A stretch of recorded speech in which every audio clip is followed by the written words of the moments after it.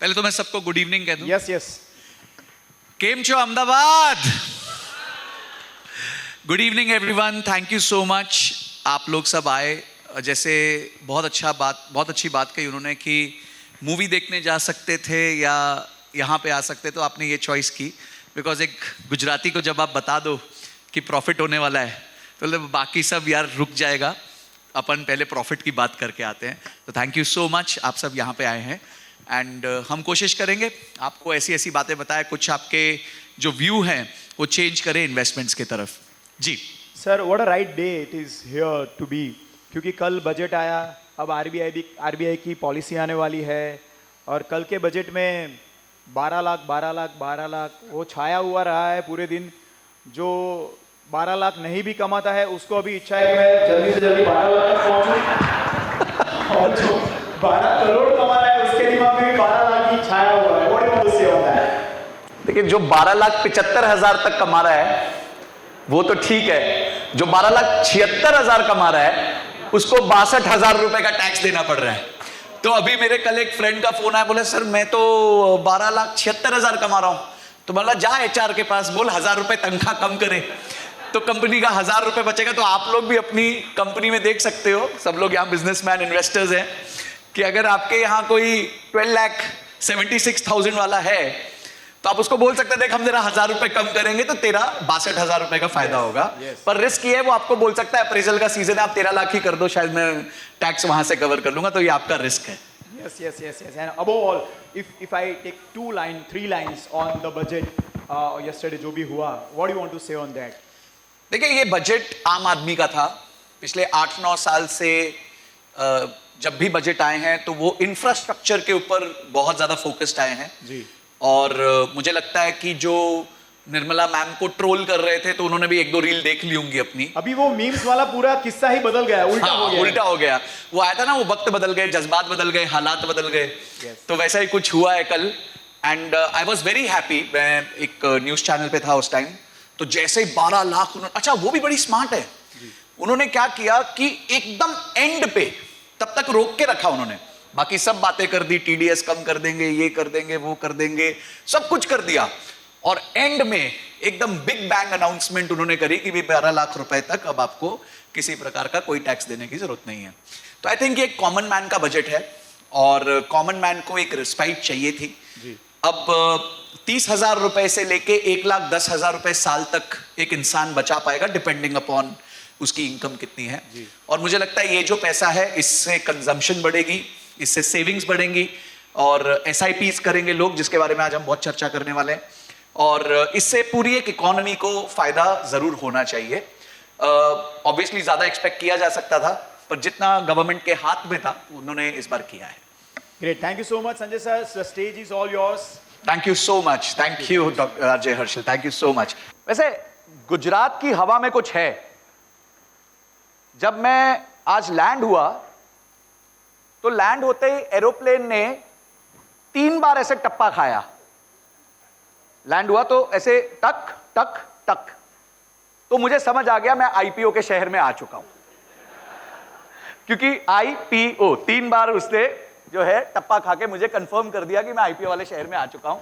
वैसे कहा जाता है कि किसी को भी अपना आईपीओ सक्सेसफुल करना हो तो जैसे लोगों को 4 धाम की यात्रा करनी पड़ती है, वैसे आईपीओ के 4 धाम में 3 धाम गुजरात में ही है और उसमें से एक अहमदाबाद है, एक राजकोट है और एक सूरत है और बाकी बॉम्बे है। तो आज बड़ा अच्छा लग रहा है कि मैं उस एक धाम में हूं जहां पे बड़ी बड़ी कंपनियों का जन्म हुआ, उनके आईपीओज आए, सक्सेसफुल हुए। और आज हम देखते हैं कि लड़की वाले जब लड़का देखने जाते हैं तो उसकी हॉरोस्कोप नहीं मांगते, उससे पूछते हैं कि भाई पिछली 10 आईपीओज में कितने अलॉटमेंट आए। तो अगर पिछली 10 आईपीओ में 5 अलॉटमेंट 7 अलॉटमेंट आए तो लड़का नसीब वाला है, तो इससे शादी कर लेनी चाहिए। बोले लड़के एक भी आईपीओ नहीं आया, बोला निकलो यहां से अभी बाहर। तो आई थिंक ये मजाक के लिए है, बट यस, आईपीओ मिलना आजकल बड़ा मुश्किल हो गया है बहुत। मैं भी कोशिश करता रहता हूं और नहीं मिलता तो नहीं मिलता, अब क्या करें। बट इन्वेस्टमेंट्स जो है उसको आज हम हॉलिस्टिकली समझने की कोशिश करेंगे। पहले तो मैं पूछना चाहूंगा आप में से कितने लोग जो हैं वो म्यूचुअल फंड्स में निवेश करते हैं?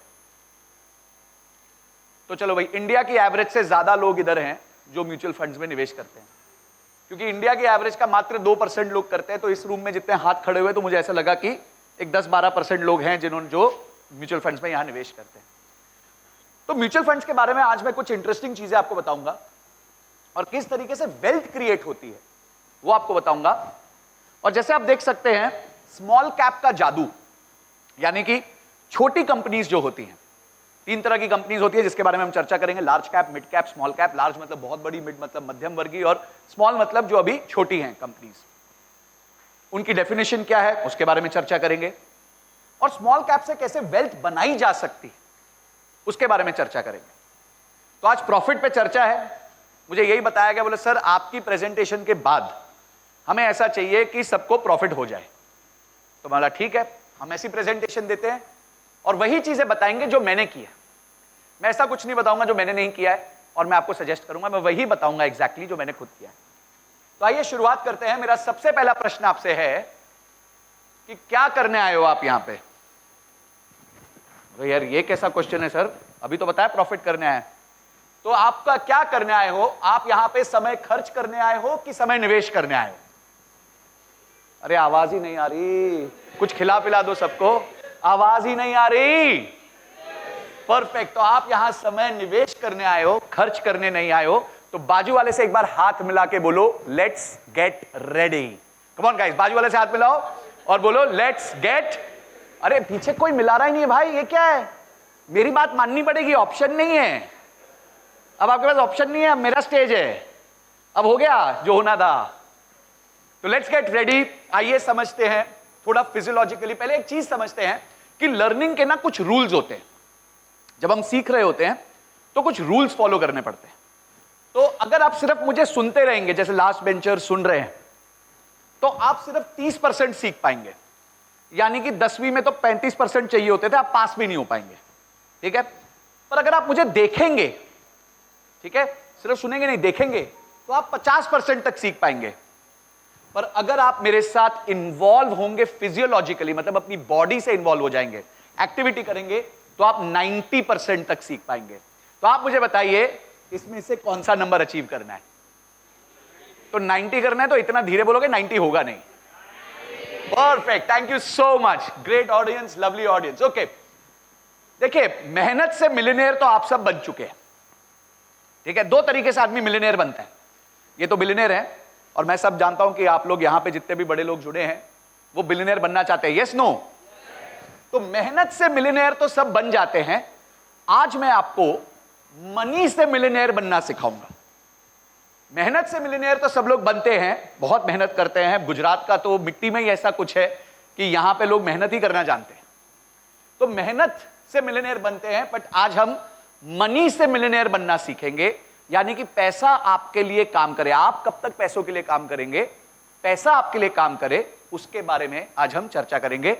राइट हैंड साइड पे है सर वॉरेन बुफे, जिनके पास एक भी फैक्ट्री नहीं है, जिनके पास एक भी एम्प्लॉय नहीं है, जिनके पास कोई भी नहीं है, और उसके बावजूद भी सब कुछ है।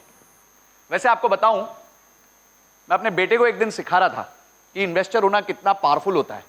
मेरा बेटा 10 साल का है। तो मैंने उसको बोला, देख, दुनिया की एक बहुत बड़ी कंपनी है जिसका नाम है कोको कोला। आप लोग जानते हो? नहीं जानते? अरे भाई मेरे साथ रहना, 90% सीखना है भाई। तो दुनिया की एक बहुत बड़ी कंपनी है कोको कोला। अब कोको कोला का जो सीईओ है, यानी जो उसका टॉप बॉस है, वो दिन भर मेहनत करता है, बहुत परिश्रम करता है, बहुत दिमाग लगाता है, ऑपरेशंस को कंट्रोल करता है, स्ट्रैटेजी बनाता है, और उसके बाद उसको तनख्वाह मिलती है सब कुछ जोड़ जाड़ के $20 मिलियन, यानी साल का 170 करोड़ रुपए। सर बहुत ज्यादा है। तो है, ठीक है भाई, कोको कोला का सीईओ है, बड़ी कंपनी का सीईओ है। वहीं पे वॉरेन बुफे के पास कोको कोला के कुछ शेयर्स हैं, जिसमें ना उसको ऑफिस जाना पड़ता है, ना वो कभी कोई डिस्ट्रीब्यूटर के पास जाता है, ना वो कभी फैक्ट्री में जाता है, ना वो इस तरह का कोई काम करता है। पर उसने एक बढ़िया कंपनी में पैसा लगा दिया था जब वो एक छोटी कंपनी थी। तो आज बिना ऑफिस जाए, सिर्फ सीईओ से साल में 2 बार बात करके, वॉरेन बुफे की कोको कोला से डिविडेंड इनकम $550 बिलियन है। $550 billion is his dividend income from Coca-Cola every year। तो एक आदमी है जो बहुत मेहनत कर रहा है, सीईओ है कंपनी का, दिन रात लगा रहता है, और वो कमा रहा है कितना? 20 मिलियन। और एक तरफ एक निवेशक है जिसने उस कंपनी को जब वो छोटी थी तब पकड़ लिया था और पकड़ के रखा, पिछले 50 साल से पकड़ के रखा, और आज वो व्यक्ति बिना उनके ऑफिस गए साल का $550 बिलियन कमाता है। इसे कहते हैं इन्वेस्टमेंट और कंपाउंडिंग की पावर। और आज वो कंपाउंडिंग की पावर मैं आपको सिखाऊंगा, दर्शाऊंगा, दिखाऊंगा, ताकि आपको कन्विक्शन आ सके कि जो अभी कमरे में सिर्फ 10 या 15 या 20 हाथ खड़े हुए थे कि हम म्यूचुअल फंड्स में पैसा डालते हैं, आज शाम खत्म होते होते वो फटाफट जाके अपना अकाउंट खोले और मंडे या ट्यूसडे से अपना इन्वेस्टमेंट्स चालू कर दे। तो आइए आगे चलते हैं। हमारी जनरेशंस ने इन्वेस्ट कैसे किया? आरजे हर्षल ने बहुत अच्छी सी चीजें बताई। उन्होंने तो वो चीजें बता दी जो मैंने सोची भी नहीं थी, जैसे गाय, बैल, भैंस, बिल्कुल सही है, बकरी, लोग पालते थे, पशुपालन जिसे हम कहते थे, पशुपालन करते थे, गाय का दूध बेचते थे, बिलौना घी बनाते थे, मक्खन बेचते थे, हर तरह के पदार्थ बेचे जाते थे। माइक, हाँ, हर तरह के पदार्थ बेचे जाते थे। बट अगर हम फाइनेंशियल एसेट्स की बात करें, यानी फाइनेंशियल एसेट्स में कैसे इन्वेस्टमेंट होता था, तो 1950 से लेकर 70 के दशक में लोग एफडी और जमीन में बहुत पैसा डालते थे। ये जो 70 से 90 का दशक रहा, जिसमें थोड़ा बहुत मैंने भी इन्वेस्टमेंट्स को देखा, मेरे फादर को इन्वेस्ट करते देखा, उसमें एफडी लैंड एक पीपीएफ करके आ गया, यानी कि सरकार आपसे पैसा ले लेती थी और आपके पेंशन देती थी कुछ सालों बाद, और ऑब्वियसली उसके साथ साथ गोल्ड भी एक इन्वेस्टमेंट का बहुत बड़ा विकल्प बनने लगा। 1990 से लेकर 2020 तक, पिछले 30 साल, स्टॉक्स और रियल एस्टेट पे बहुत इन्वेस्टमेंट हुई है। हमने देखा है जमीनों के भाव, फ्लैट्स के भाव, शॉप्स के भाव बहुत तेजी से भागे, और धीरे धीरे लोग बाकी चीजें तो कर ही रहे थे पर स्टॉक्स की तरफ मूव किए। पर जो चेंज ओवर आया, जो ट्रांसफॉर्मेशन आया, जो डिसरप्शन आया, वो आया 2020 के बाद, कोविड के बाद, जब सब घर पे बैठ गए थे, डिजिटाइजेशन हो गया, इन्वेस्टमेंट करना बहुत इजी हो गया, और 2020 से मेजर शिफ्ट आया स्टॉक्स की तरफ। तो जैसे जैसे स्टॉक्स की तरफ शिफ्ट आया, वैसे वैसे हमारे भारत की जो मार्केट है वो बहुत जबरदस्त तरीके से इंप्रूव होने लग गई। अब आपको एक मजेदार डेटा पॉइंट देता हूं। मजेदार डेटा पॉइंट ये है कि हमारी जो बॉम्बे स्टॉक एक्सचेंज है वो करीबन 1880 के आसपास चालू हुई थी। ये बात सबको पता है, नहीं पता है? अच्छा, विप्रो का पता है आपको आईपीओ कब आया था? Any guesses? 1940 के दशक में, 1940s में। इसलिए लोग कहते हैं ना 10,000 विप्रो में डाले होते तो आज 800 करोड़ होते। तो वो बात सच है, पर डाले होते 1940 में। तो इतने साल वेट भी करना पड़ता है भाई, ऐसे नहीं है, थोड़ा वेट भी करना पड़ता है। तो 1800 के एंड से लेके सन 2020 तक पूरी स्टॉक मार्केट में 3 करोड़ डीमैट अकाउंट्स बने थे, यानी 3 करोड़ डीमैट अकाउंट्स बनने को 125 साल लग गए। और 2020 से लेके आज तक वो नंबर 17 करोड़ हो चुका है, यानी पिछले 5 साल के अंदर 14 करोड़ नए डीमैट अकाउंट्स खुले हैं, यानी पिछले 5 साल के अंदर 600 साल का काम हुआ है। तो जो काम करने को 125 साल लगे, उससे 6 गुना ज्यादा काम करने को या 5 गुना ज्यादा काम करने को सिर्फ 5 साल लगे। और इसलिए दोस्तों, अगर आप निवेश नहीं कर रहे हो तो एक चीज याद रखना, आप बहुत बड़ी अपॉर्चुनिटी मिस करने वाले हो। काफी हद तक थोड़ी बहुत मिस भी कर चुके हो, पर ऐसा नहीं है, आगे भारत आगे बढ़ने वाला है। तो अगर आज नहीं किया तो बहुत बड़ी वेल्थ क्रिएशन अपॉर्चुनिटी को आप कंप्लीटली खो बैठोगे। डेटा के साथ प्रूव करूंगा, क्योंकि क्या कहते हैं, बेटा झूठ बोल सकता है, डेटा झूठ नहीं बोल सकता। तो हम डेटा के साथ सब कुछ प्रूव करेंगे। आइए आगे चलते हैं। अगर आप एमएफ के इनफ्लोज देखें, जो म्यूचुअल फंड में इनफ्लोज हुए हैं, तो यह नंबर 2014 में 10 लाख करोड़ का था। म्यूचुअल फंड का एयूएम 2014 में 10 लाख करोड़ का था, जो आज 66 लाख करोड़ का है, यानी 6 गुना से ज्यादा का इजाफा। अगर आप सालाना देखें तो करीबन 18% सालाना म्यूचुअल फंड्स की वैल्यू में इजाफा हुआ है। तो यह फिर से दर्शाता है कि लोग भारत में निवेश करना चाहते हैं, लोगों ने निवेश को अपना एक डिसीजन बना लिया है, पार्ट ऑफ लाइफ बना लिया है। अगर आप मिस करोगे तो बहुत बड़ा एलिमेंट आपके लाइफ से मिस हो जाएगा। आगे चलते हैं, एक क्वेश्चन आपसे पूछना चाहता हूं, ठीक है, एक सवाल आपसे पूछना चाहता हूं। बड़ा मजा आता है मुझे सवाल पूछने में, क्योंकि हमें 90% सीखना है, तो फिजियोलॉजिकली आपको मेरे साथ रहना होगा। ये मैं हूं, थोड़ा पतला था उस टाइम, है ना, तो इसलिए मैंने तब की फोटो रखी है, मेरे लिए मोटिवेशन है ये। हाँ, मेरा खुद का CAG यार 24% से ज्यादा है। तो आप ज्यादा कमाना चाहते हो कि ज्यादा देर कमाना चाहते हो? चलो सिंपल क्वेश्चन पूछूंगा, आप ज्यादा कमाना चाहते हो या ज्यादा देर कमाना चाहते हो? ज्यादा कमाना चाहते हो, ज्यादा देर कमाना चाहते हो? आवाज नहीं आ रही यार, पीछे वाले तो सारे एकदम बिल्कुल फुस बैठे हैं। ज्यादा ग्रेट, तो ज्यादा देर अगर आप कमाना चाहते हो तो मैं आपको आज एक ऐसा मैजिक पिल बताऊंगा, एक ऐसा सिस्टम बताऊंगा जिसके बाद आपका रिटर्न ऑन इन्वेस्टमेंट जबरदस्त होगा, पर रिटर्न ऑन टाइम इन्वेस्टेड, जिसे हम रोटी कहते हैं, वो बहुत ही जबरदस्त होगा।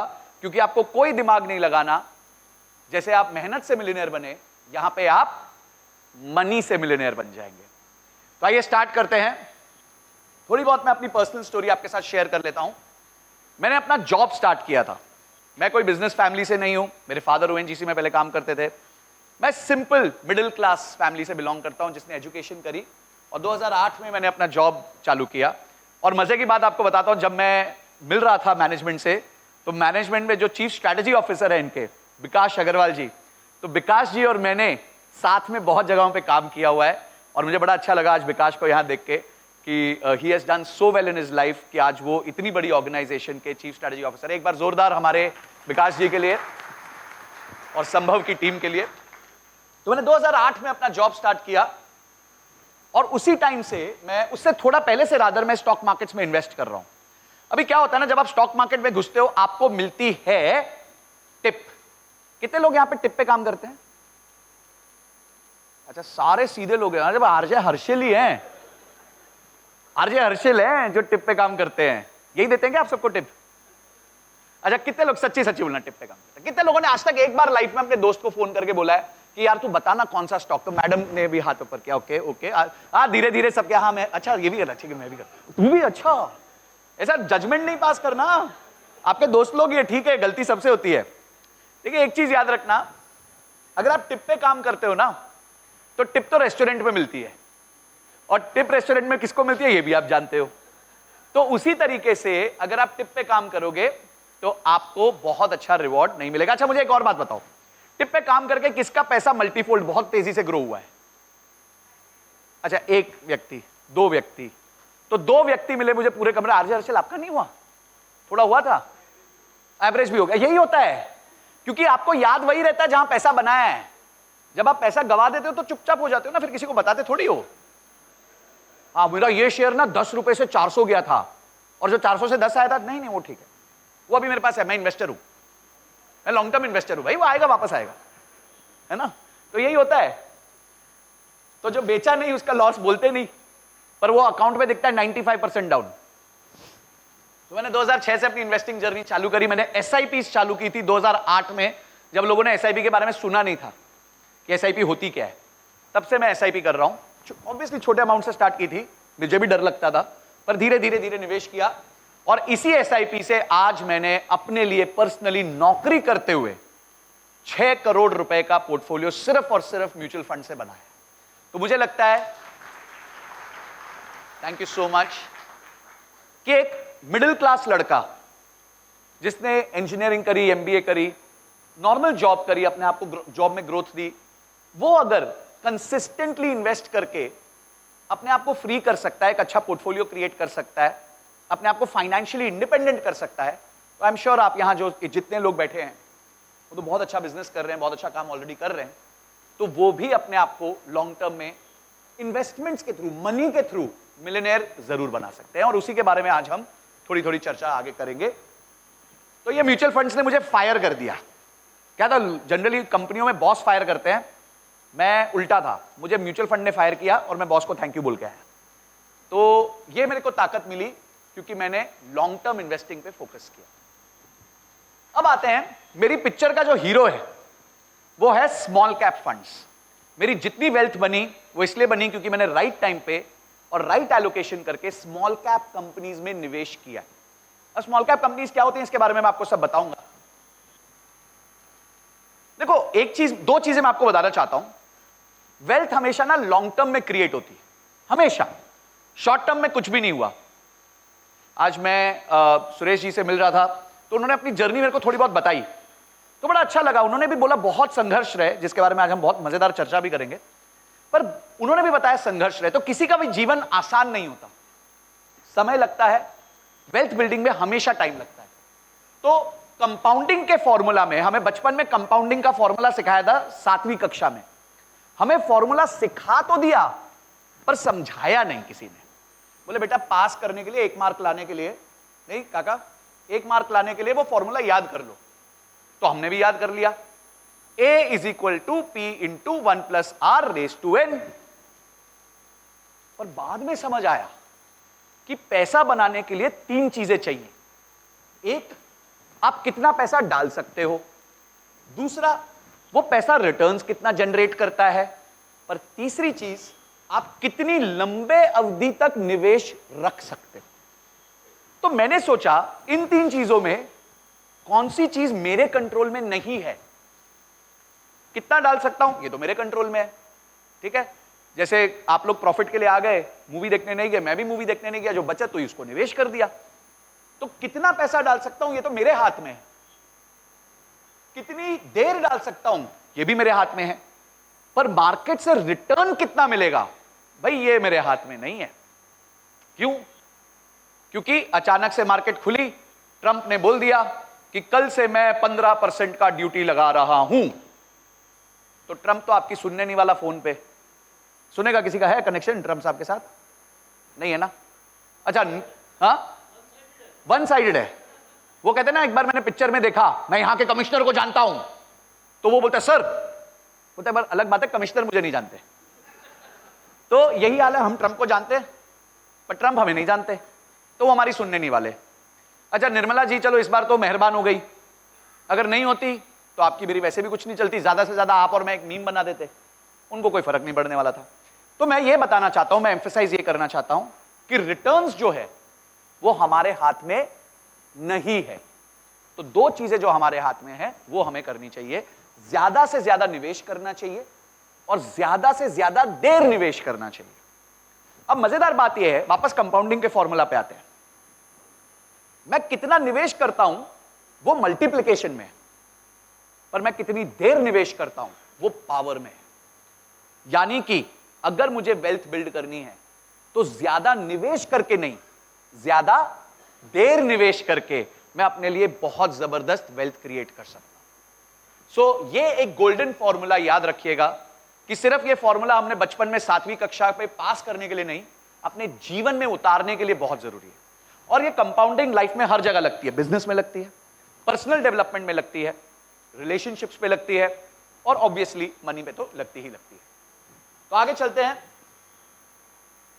दूसरा रूल है कंपाउंडिंग का कि डोंट डिस्टर्ब कंपाउंडिंग। कंपाउंडिंग को डिस्टर्ब नहीं करते।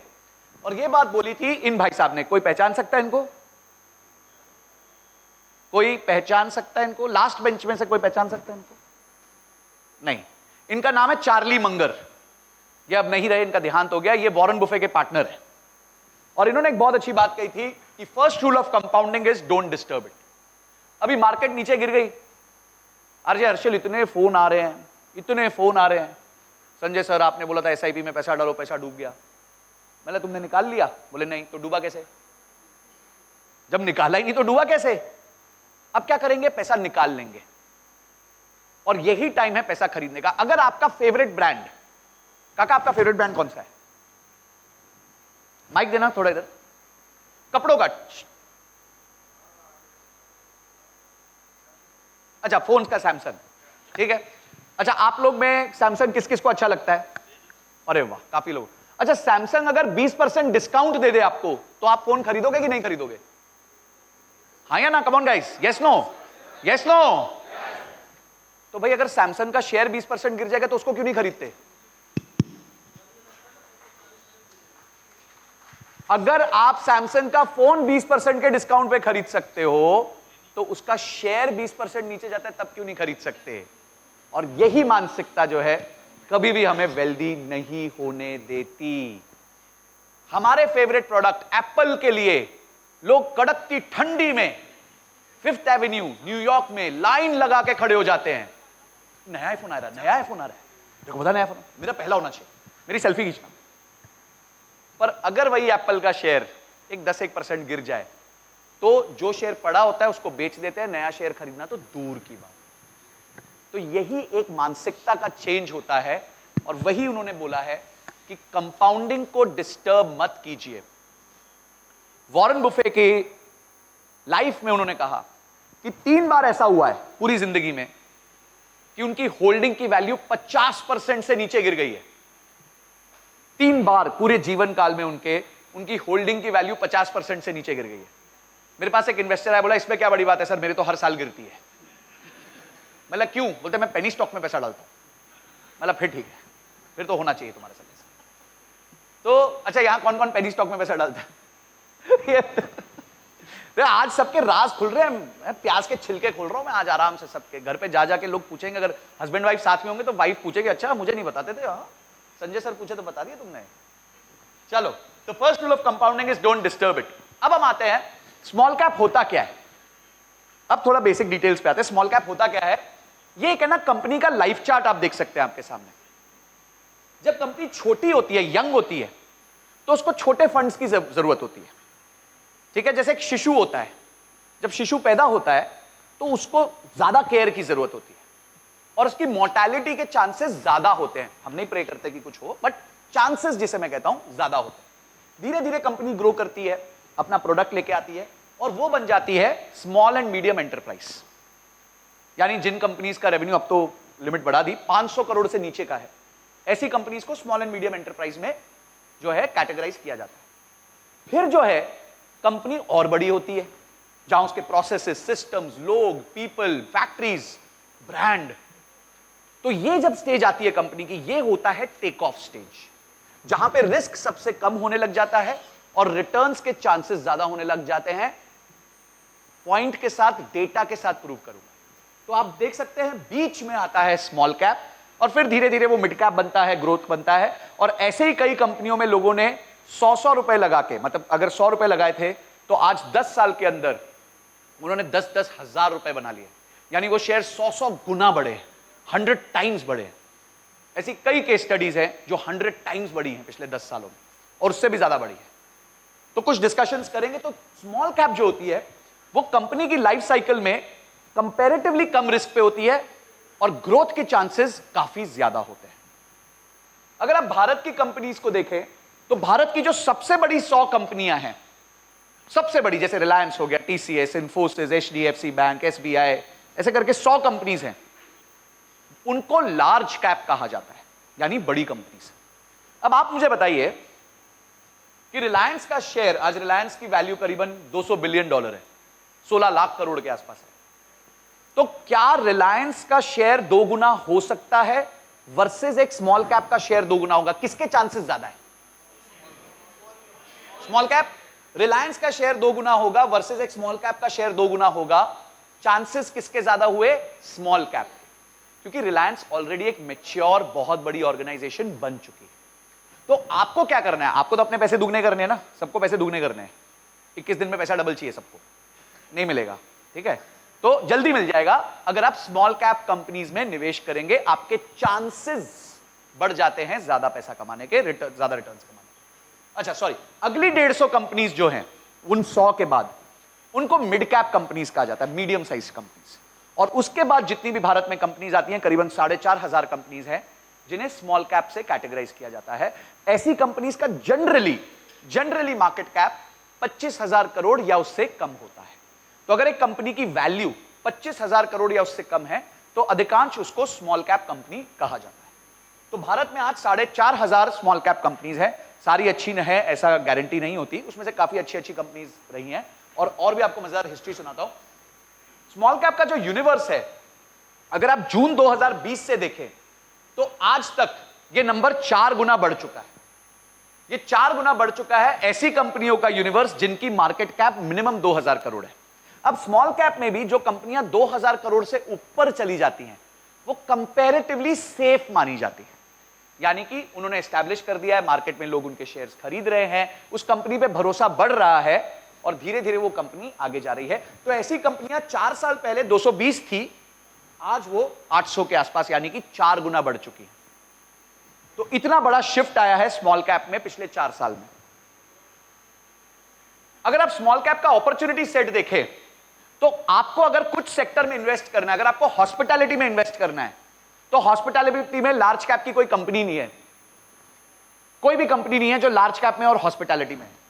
अगर आप कंज्यूमर ड्यूरेबल्स में जाना चाहते हो कोई कंपनी नहीं है, अगर आप इलेक्ट्रिकल्स में जाना चाहते हो कोई कंपनी नहीं है, अगर आप समझे केमिकल्स में जाना चाहते हो तो लार्ज कैप में 2 हैं, स्मॉल कैप में 65 है।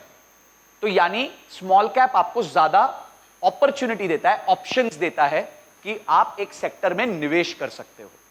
अपॉर्चुनिटी साइज बहुत बड़ा होता है स्मॉल कैप कंपनीज का।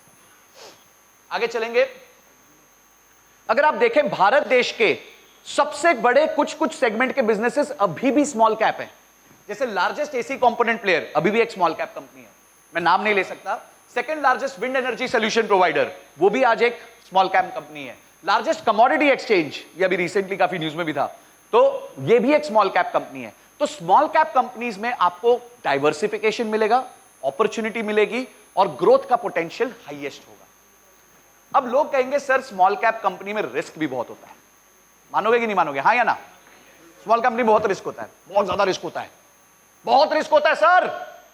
नहीं होता है, नहीं सर होता है, नहीं होता है, नहीं होता है, होता है, नहीं होता है, नहीं होता है। प्रूव करूंगा डेटा के साथ, ठीक है? डेटा के बिना प्रूव नहीं कर सकता, ठीक है? या तो आप मुझे कन्विंस करोगे या मैं आपको कन्विंस करूंगा, ठीक है? आइए आगे चलते हैं, डेटा के पास चलेंगे। देखो भाई डरो मत, मार्केट मेहरबान रहेगी आपके ऊपर। अब मैं ना निफ्टी का परफॉर्मेंस आपको दिखाता हूं 2020 से लेके 2024। निफ्टी मतलब देश की सबसे बड़ी 50 company, large cap, large cap में भी पहली 50। तो अगर आप देखते हो यहां पे तो पिछले 4 साल में निफ्टी ने 202% का रिटर्न दिया है। यहां ऊपर दिख रहा होगा आपको, 202% का रिटर्न दिया है। 202% रिटर्न, यानी मोटा मोटी 3 गुना हो गया है निफ्टी। कोविड के बाद से लेके अभी तक निफ्टी 3 गुना हो गया है। अच्छा आपको क्या लगता है स्मॉल कैप ने कितना दिया होगा? कम ऑन, कितने स्मॉल कैप ने कितना रिटर्न्स दिया होगा? अगर आप स्मॉल कैप को सेम अवधि में देखोगे तो उसने दिया है 462% रिटर्न्स, 462% रिटर्न्स। और ये मैं इंडेक्स टू इंडेक्स कंपेयर कर रहा हूं, स्मॉल कैप 250 और निफ्टी 50। पर सर रिस्क तो है ना, आप तो अभी भी रिटर्न्स की बात कर रहे हो, रिस्क तो है ना? पर वो कहा था ना, हर्षद मेहता ने क्या कहा था? सुनाई नहीं दे रहा, सुनाई नहीं दे रहा। रिस्क है तो प्रिसाइसली। तो आइए अब रिस्क को देखते हैं। रिस्क का मतलब होता क्या है? कोई मुझे बताओ रिस्क क्या होता है? चलो, हाँ, जो इन्वेस्टमेंट किया वो डूब जाए, वो रिस्क है, बिल्कुल ठीक है। गोयल साहब यहां प्लांट लगाते हैं, वो भी रिस्क लेते हैं, कुछ भी हो सकता है, पर वो कैलकुलेटेड रिस्क लेते हैं। तो इसलिए रिस्क के बारे में पता करना बहुत जरूरी है। तो आइए देखते हैं रिस्क क्या है। यही अभी आपको पता है, मार्केट का बाजा बजा सबको पता होगा पिछले सितंबर से लेकर अभी तक।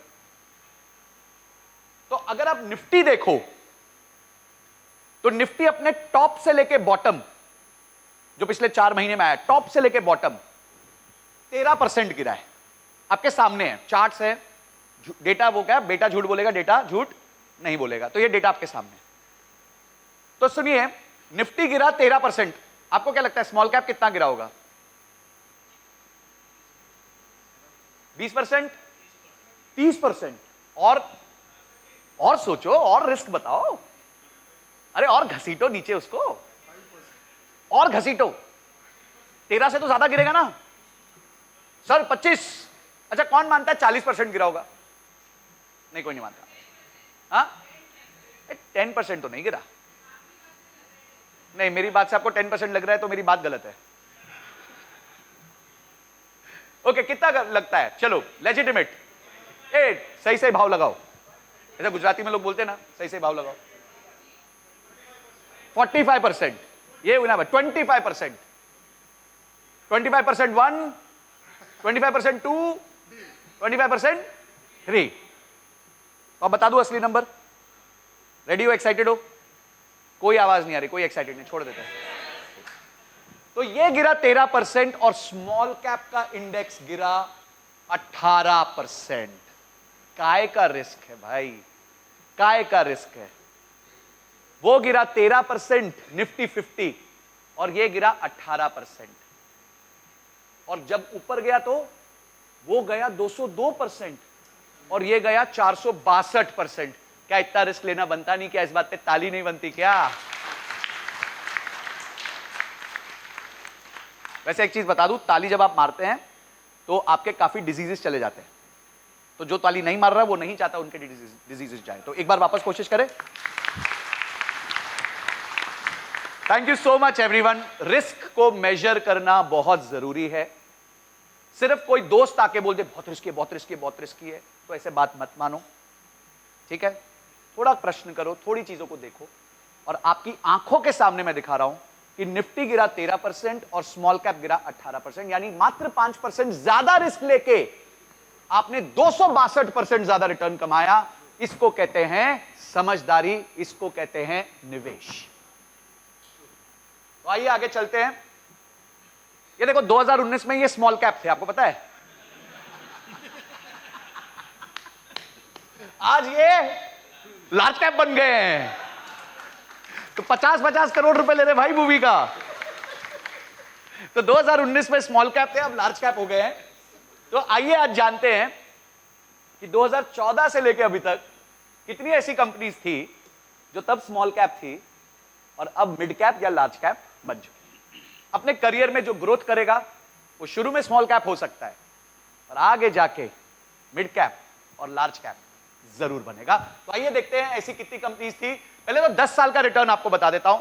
अगर 10 साल पहले आपने निफ्टी 50 में पैसा डाला होता तो आपका 1 लाख बना होता 3,90,000, जिसे हम कहते हैं 14.7% CAGR। बुरा नहीं है।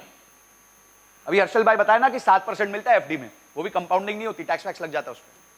तो इधर कंपाउंडिंग होके आपको 14.7% मिला। पर वहीं अगर आप स्मॉल कैप में लगाते तो 10 साल में आपका 1 लाख बन जाता 5,30,000 और आपकी कंपाउंडिंग होती 18.2% CAGR। मैं काफी लोगों को जानता हूं जो लोगों को ब्याज बट्टे पे 1.5% पर मंथ पे पैसा देते हैं। उससे तो बेटर है कि आपको फोन नहीं करना पड़ेगा उसको पैसे रिकवर करने के लिए, है ना? बटन दबाया, पैसा जेब में आया। तो सारा स्ट्रेस खत्म, दिमाग लगाने की जरूरत नहीं। सिर्फ अगर आप स्मॉल कैप इंडेक्स में भी पैसा लगा दो तो इस तरीके के रिटर्न्स आप कमा सकते हैं, ठीक है? अब आते हैं मल्टी बैगर्स। कौन थे वो जो पहले स्मॉल कैप थे और अब बड़े कैप हो गए हैं? तो अगर आप इस यूनिवर्स को देखें तो 2 से 3 गुना 40 ऐसी स्मॉल कैप कंपनीज हैं जो 2 से 3 गुना हुई हैं। वहीं 37 ऐसी लार्ज कैप कंपनीज थी जो 2 से 3 गुना हुई हैं और 41 ऐसी मिड कैप कंपनीज थी। पर मजा आपको आएगा जब आप 5 गुना से ऊपर पे आओगे। तो पिछले 5 साल में मात्र 6 ऐसी लार्ज कैप कंपनीज थी जो 5 गुना से ज्यादा का रिटर्न दिया, जिन्होंने। मिड कैप में 27 थी, पर स्मॉल कैप में, वापस मैं अपना पॉइंट प्रूव करना चाहता हूं डेटा के साथ, बार बार बता के कि अगर आपको मल्टी बैगर रिटर्न्स चाहिए लंबी अवधि में, ऐसा नहीं कि आप बोलो संजय सर आज डाला अगले साल 21 दिन में पैसा डबल, वो नहीं। 5 साल, 7 साल, 10 साल का होराइजन लेके चलोगे तो जिस तरह के रिटर्न्स आप देख पा रहे हो वो आपको डेफिनेटली मिलेंगे, क्योंकि भारत आगे बढ़ रहा है। Great, thank you so much. चलो थोड़ी वेल्थ बनाए, देखें हमारे स्मॉल कैप कितने लार्ज कैप बने और कितने मिड कैप बने। तो जो 250 कंपनी 2014 में टॉप 250 स्मॉल कैप कंपनीज थी, ठीक है, उसमें से 3 कंपनी ऐसी थी जो सीधा स्मॉल कैप से लार्ज कैप बन गई, कार्तिक आर्यन की तरह। सिर्फ 3 ऐसी कंपनीज थी और उन्होंने 10 साल में 43 टाइम्स का रिटर्न दिया है। 43% का नहीं, 43 टाइम्स का रिटर्न दिया है। यानी आपने 1 लाख डाला होता तो 43 लाख रुपए होते आपके पास। किसी को डिजीजेस नहीं खत्म करने हैं।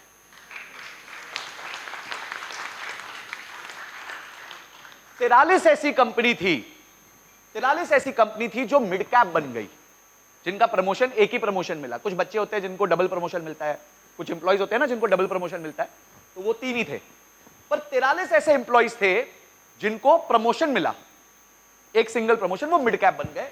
उन्होंने एवरेज में 10 साल में 16 गुना रिटर्न दिया, यानी आपका 1 लाख 10 साल में बन जाता 16 लाख रुपए।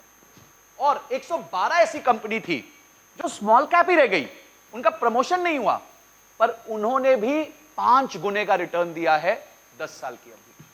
यानी मैं फिर से वो जो पॉइंट प्रूव करना चाहता हूं कि स्मॉल कैप जो है आगे जाके मिड कैप, लार्ज कैप बनेगा और आपको जबरदस्त रिटर्न्स देगा। रिलायंस जैसी कंपनीज या आज के दिन जो बड़ी कंपनीज हो गई हैं, वो आपको उस लेवल का रिटर्न नहीं दे सकती, क्योंकि वो ऑलरेडी बड़ी हो चुकी है। अब वो कितनी बड़ी होंगी? धीरे धीरे होंगी, होती रहेंगी, पर धीरे धीरे होती रहेंगी। तो आइए स्मॉल कैप से अपनी वेल्थ को संभव बनाते हैं।